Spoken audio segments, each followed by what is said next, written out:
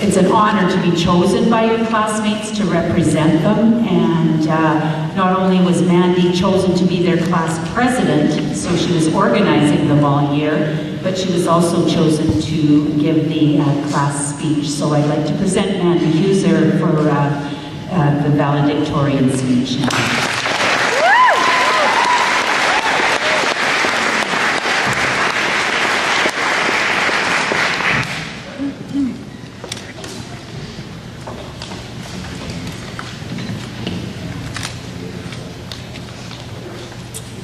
Family, friends, faculty, teachers, fellow classmates, and administration.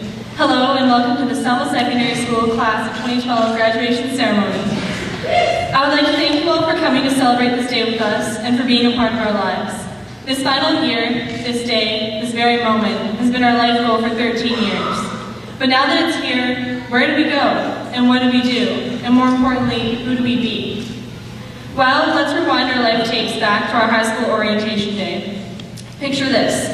The grads before you, only 5 times smaller, probably chubbier, and probably just as afraid as we are now. We walked that single hall for the first time, 6 years ago, single file with a buddy, eyes wide, taking in the lockers, the big kids, the fact that we had different teachers for different subjects, and the fact that we could choose to do whatever we wanted to at lunch, which also meant we could stay inside when it was freezing outside.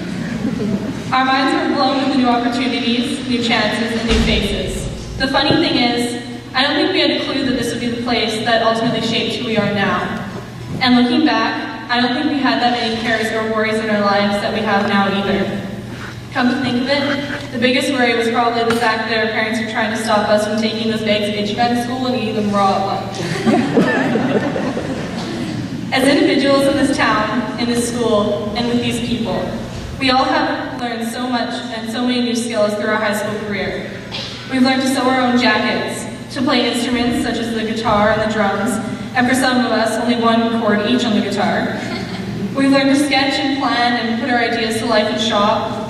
We've learned to write an essay, or 2, or 3. Maybe 4. We've learned to cook and to have a voice, and to use that voice strongly. Some of us made it to the skiing provincials, some to cross-country provincials, and some learned how to make a snow cave and sleep in it. And some were trying super hard to get the past track and field records. This school is our second home. These teachers are our second set of parents, and this class is our second family. Together we have accomplished great things.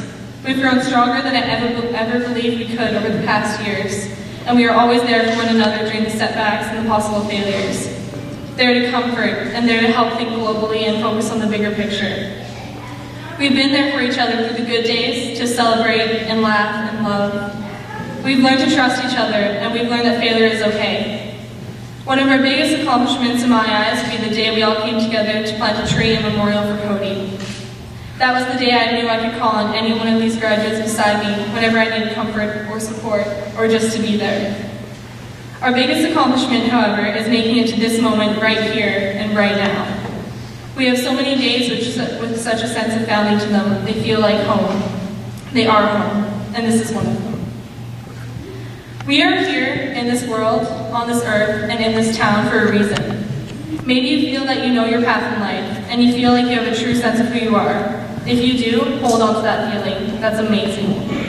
For those of you who don't know yet, those of you like me, I've come to realize that we may not know this reason now, and we may never feel a true sense of knowledge of this either.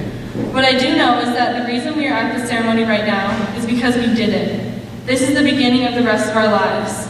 This means that we survived that dreaded Socials 11 provincial, we passed those classes that we never thought we could, we pushed through all of those essays in English 12, we made it through our graduation transitions presentations that some of us lost sleep over. 13 years.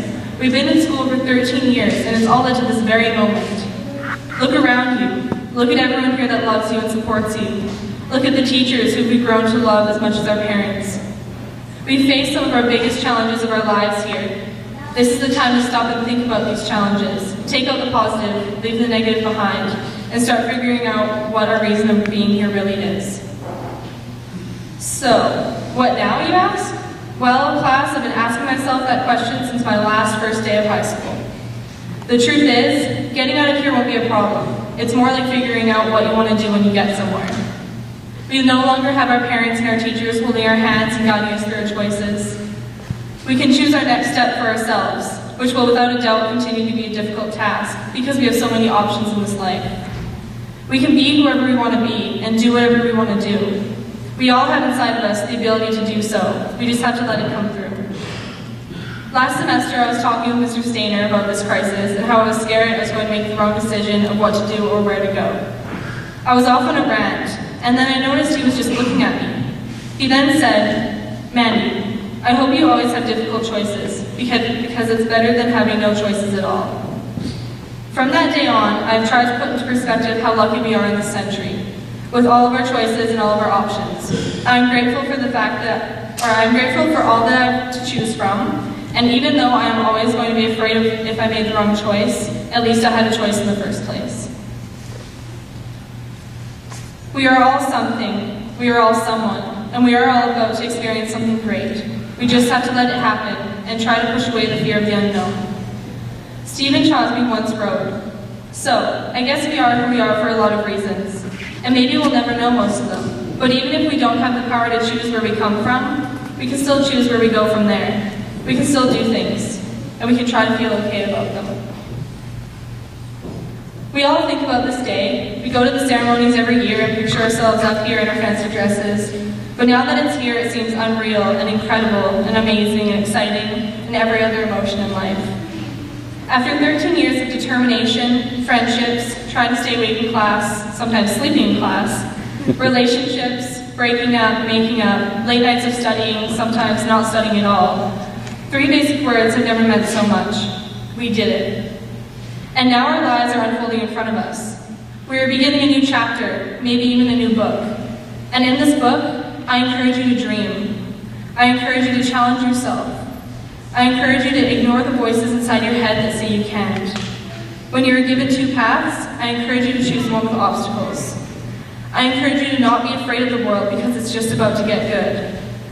I encourage you to say what's on your mind and in your heart and not to waste words or moments. I encourage you to do what you want to do. I encourage you to be there for someone, and to hug someone, and to love someone. I encourage you to trust yourself and trust your decisions. I encourage you to make the rest of your life the best of your life. And if you are like me, going through life worrying about every little thing, don't be afraid anymore. I'd like to end by sharing one of my favorite quotes that suits the next journey we're about to embark. I used to think that there is only one path to take where you want to get in life. But if you choose that one path, it doesn't mean that you have to abandon all the other ones. I realize that it's actually what happens along the way that counts. The stumbles, and the falls, and the friendships. It's the journey, not the destination. You just kind of have to trust that the future will work itself out the way it's supposed to. You are the one and only person who knows what's best for you. You are exactly where you need to be, and you are all so loved. So get out there, meet new people, investigate, learn, explore life, travel, love and be loved. Be careless, be curious, and be free. But don't forget about us small-town friends of yours along the way.